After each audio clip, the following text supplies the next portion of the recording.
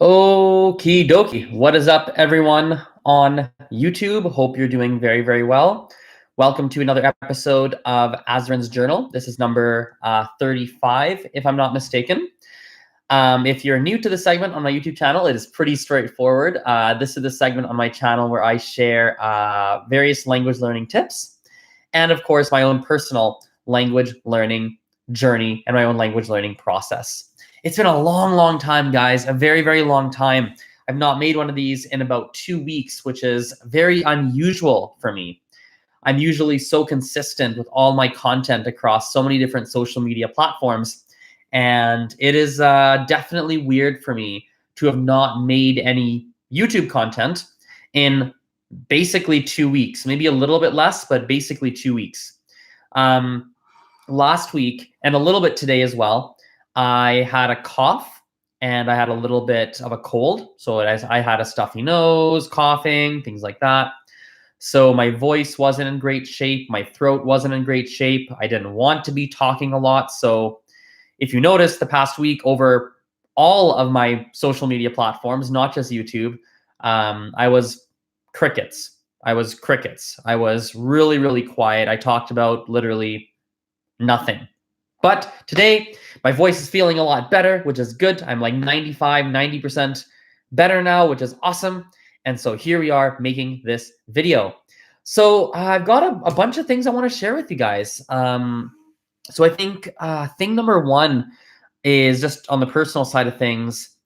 I have been doing a lot more social events in Calgary. So for many of you who don't know, I host a lot of events for language learners in Calgary, which is the city in Canada where I live. And for the longest time, for a number of years now, most of the events that I've done are usually educational events. They're events where we do things that help you to practice and improve upon the language or languages that you are learning. So sometimes we'll go to a coffee shop and we will do some different practice activities and games. I'll answer your language questions, and there's a lot of things like that there's a lot of things like that I do. And recently I've been putting a heavier focus on, I guess you could say, social events. Events where we're still getting together, we're still hanging out, we're still doing our thing, but it's purely social. We're not really doing that much language practice. So a good example would have been on Saturday, on Friday. On Friday evening, we went to a Latin American festival here in Calgary that is called Fiestaval. We went to that festival. It was a lot of fun. There's like 30-ish of us. And it was just a pure fun-oriented and fun kind of event. There wasn't really educational at all. There's no real language learning, at least not really a ton that was going on. And, I think it's a good idea. I am someone who believes that when it comes to teaching, it is important to have a strong connection between the teacher and the student. In other words, there has to be a good teacher-student relationship, whether it's like a one-on-one thing, like a one-on-one class, whether it's a group class, whether it's like a whole traditional classroom with 20 people in it. I think the student-teacher relationship plays an important role, a very important role in student learning. If the relationship between the student or the students and the teacher is not really great, I think it has a negative impact on learning. When the relationship between the teacher is better or good or great or awesome or whatever, I think it can have a positive impact on learning. Especially for me, coming from the perspective of somebody who is self-employed. I work for myself. I don't work in a school. I don't report, or I don't have to follow a specific curriculum. Like, I work purely for myself. In that kind of scenario, one of the things I find happens when you focus on good relationship and things like that is you have a good level of trust, which means you have less fighting with your students. When you tell your students, hey, I think we should do this, usually they go, okay, I trust Azren, I trust his judgment, I see where he's coming from. yes, I buy into that. I'm going to do that. And suddenly they see more results. And then when they see more results, they get more motivated. They want to study more. They want to keep going with it. And it leads to very, very positive things. When you have a lack of trust between the student and the teacher, you might suggest something and they go, I don't know if I really want to do that, because in the back of their mind, unconsciously, they're thinking, I don't know if I fully trust that what Azren is saying or what the teacher is saying is really what's right for me to do. It's actually why I often don't do my homework. I often don't do my homework in my classes. I will take classes. We are given homework in the class, but I do not actually do the homework. I study other things. I don't do it. I focus on this instead. Because I don't always believe that what the teacher, the trust relationship is not there. The teacher has not done anything to convince me that doing the homework that she is giving or he is giving is what is in my best interest to improve with the language. And so that, I think, is an important, that trust factor for me is really, really important. I think with trust as well is that when the student trusts you and you have a good relationship, especially when in my kind of world where I work primarily with small groups, a little bit one-on-one. Even when it's a larger group, there's still a lot of one-on-one interaction we do. When their level of trust is there, they will tell you, they're more comfortable to tell you that, hey, I want to suggest a change, or hey, I want to do X, Y, and Z instead of what we have, A, B, and C that we have been doing. And that's important. Otherwise, what tends to happen is a student doesn't feel comfortable sharing. I've been in that scenario. I either don't feel comfortable sharing that I want to make a change to the class, or I feel like the teacher's not going to listen to me. So instead, I just don't go to class. I skip it. I just mentally check out in the class, a lot of things like that. So the relationship, I think, is a very, very important thing to look at when it comes to the student-teacher dynamic in language education. Preston Chandler in the chat says, Azren, so was your Taiwan trip just for improving your Mandarin? Absolutely. That was the primary intention of that trip. For people who don't know, I was in Taiwan for 5 weeks. So other stuff I want to share in my personal life, nothing that comes to mind now. I think we can dive directly into the primary meat and bones, the primary topic of today's YouTube video, of today's episode of Azren's Journal, which is about nervous language learners. To me, a nervous language learner, it would be defined the following way. A nervous language learner is somebody who is afraid or nervous to speak in another language, in their target language. They're nervous or scared to speak in whatever language they are trying to learn. This, first and foremost, is 100% normal. A lot of people feel it. In fact, even myself, I have felt it many times, and I continue to feel it, with the languages that I pursue and the languages that I try to learn myself. So I perfectly understand what that feels like. And what I wanted to talk about is, number one, some of the things that people do to quote unquote help nervous language learners that, in my perspective, don't always actually end up helping. And number two, I want to try and give at least a couple of different pieces of advice, a couple of thoughts, share something that hopefully helps a couple of you or a bunch of you who feel nervous or scared when it comes to speaking. So first and foremost, I think we have to look at the fact that most, at least in my personal experience, from what I've experienced in my life, most if not all of the things that I've ever been afraid of, I'm not afraid of after I do it, or I'm way less afraid of after I do it. So an example would be like, I, as a child, was terrified of going in swimming pools. I would not enter a swimming pool. I wouldn't even, get this, in Canada, so crazy story. In Canada, we have levels when you're in school for swimming. Like you can get different levels based on how you swim, and you can take these tests and you get badges, right? So when I was a kid, level 1 for swimming, all you needed to do to get level 1 is you legitimately just needed to be able to go in the water, life jacket was okay, hold the edge of the pool, and kick your feet. That's all you had to do. But I was too afraid to do it. And I actually failed level 1 swimming, like, I don't know how many times, but at least once, maybe twice, because I refused. I would not go in the water. I just wouldn't do it. Excuse me. I'm still a little bit sick, so I just wouldn't do it. And then finally, I don't know how it happened, but somehow they got me to go. Mom probably forced me, like something happened, and finally I went in. And suddenly you're like, oh, I can go in the water and I can kick my feet. Oh, this is okay. And there's so many things like that I've been through.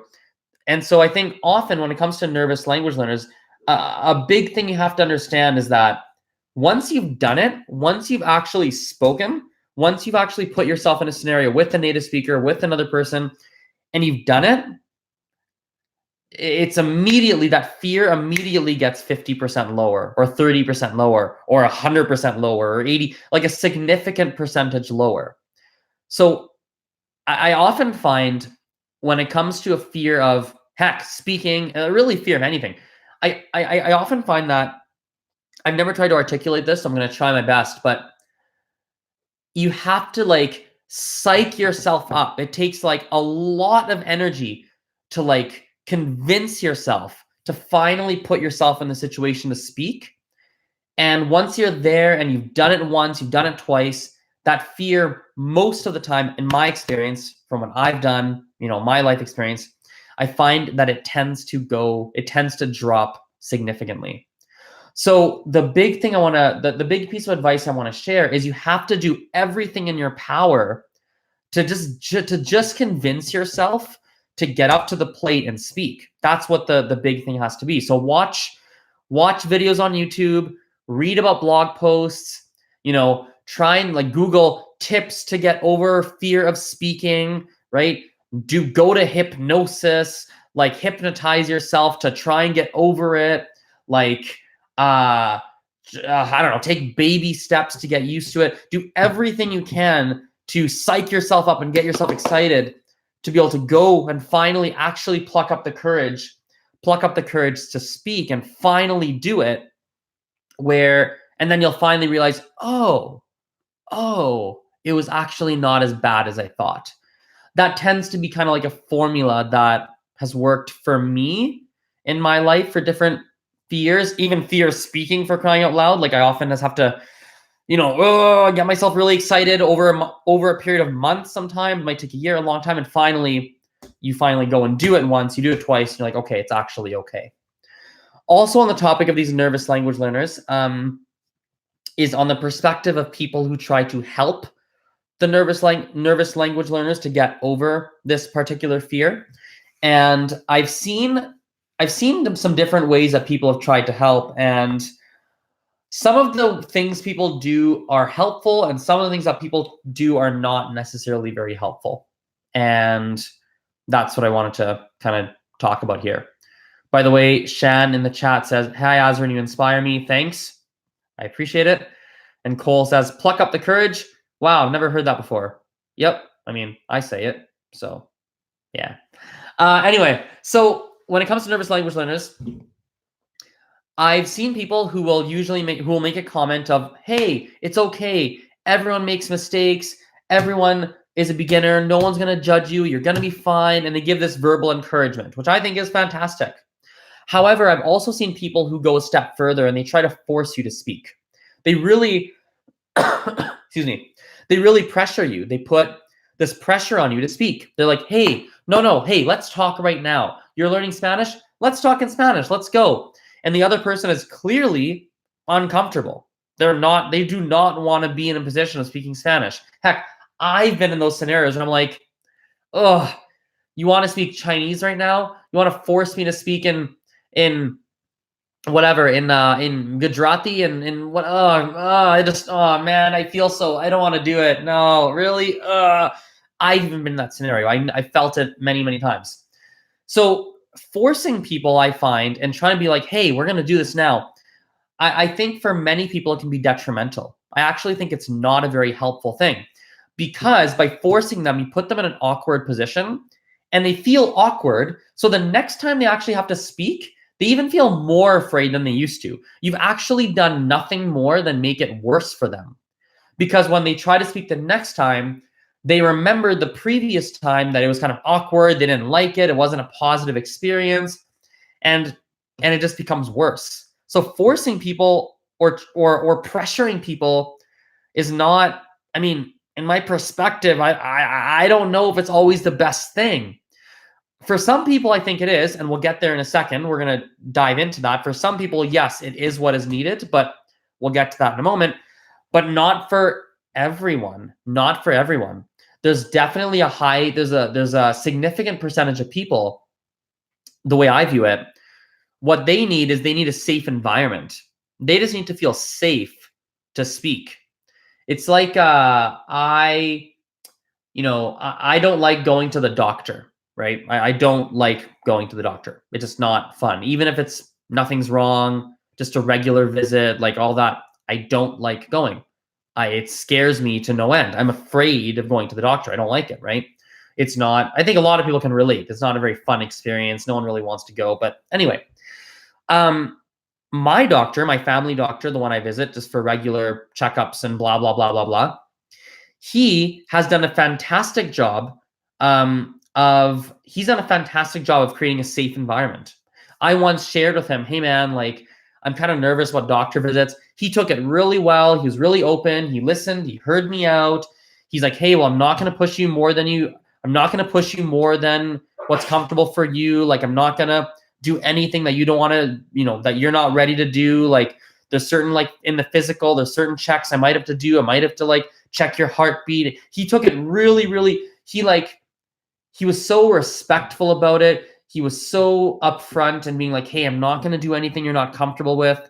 And because he approached it that way, instantly I was like, oh, I think this is going to be okay. And it made it like a million times easier. And suddenly, when I have to go see the doctor, I still don't like it. I mean, I don't think anyone likes going to the doctor, but it's way better. It's way more manageable. It's way easier. I don't really get too scared anymore. Like, it's fine, right? It's okay. But because he created a safe environment first, right? So if you're trying to help someone, I think creating that safe environment, not by forcing them, not by pressuring them, telling them, hey, I'll move at your pace, like that can be extremely powerful. On the language learner side of things, I think it's important to try and put yourself in safe environments or create safe environments for yourself. So maybe you only speak with certain people. Maybe you only speak in online language exchanges because you feel safer that way. Maybe you only speak with a close friend that you know. Maybe you only speak to yourself to start. You don't talk to other people because you're too scared. Maybe whatever it is, put yourself in a safe environment. Now, backpedaling a little bit, I mentioned earlier that some people need to be forced. You have to understand there's different personalities of people.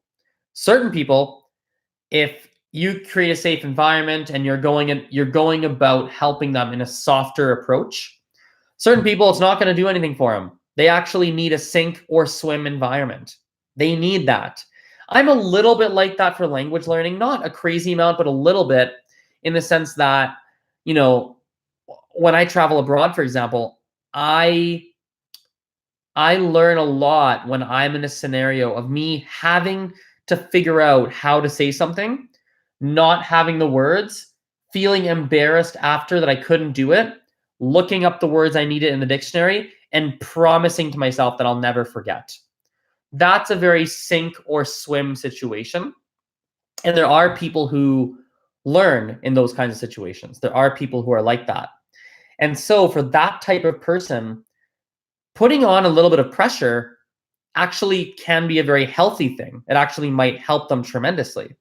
So my general rule of thumb, whether it's trying to help someone because I'm their teacher, whether it's from a language learner's perspective and you're like, I don't know if the safe environment strategy is going to be what works for me, or forcing myself.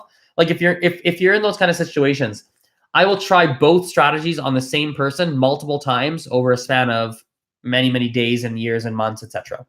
I'll try both strategies. I'll push them, see how they react.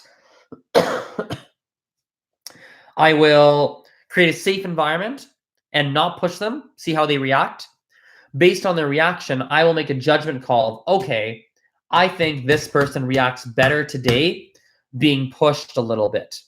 And by the way, it fluctuates. Sometimes I've got to be in situations where I'm a little bit pushed. Sometimes that's not going to help me. Other days, depends on when you catch me. So, yeah, we've been going for about 20 minutes. I'll read some of the comments that came through in the live chat. So, we got, how do I say that name? Gerson? No, he says from Venezuela, so I assume it's a Spanish pronunciation. Gerson Rosales, thanks for these videos from Venezuela. Thank you for watching them. Preston Chandler back again. What's up? Saying, I was very nervous about speaking when I first started learning languages, but now on my fourth language, I just start talking around native speakers because I can't wait to use what I've learned. So Preston is a great example of what we're saying in the early part of the video about how, to get over a fear, once you've done it, the fear goes away reasonably quickly. So he's on language number 4, and suddenly, he's not nervous to speak anymore, when on language number 1 he was. But to get over it, I'm assuming based on what he said here, is a process of like first psyching yourself up mentally, like, hey, you can do it, you're your own cheerleader, you're watching videos, you're like trying to get yourself to do it, right? Taking some baby steps along the way, and finally you go out and you do it, you start talking a little bit, and as soon as you start that talking process and like really you've mentally prepared yourself enough to start facing that fear and actually speaking, the fear starts to go away very quickly. So anyway, let's wrap this up. If you don't follow my Snapchat, Instagram, Facebook, LinkedIn, podcast, all the links are in the description below. Feel free to check those out. And yeah, we'll chat next time. Bye. See you.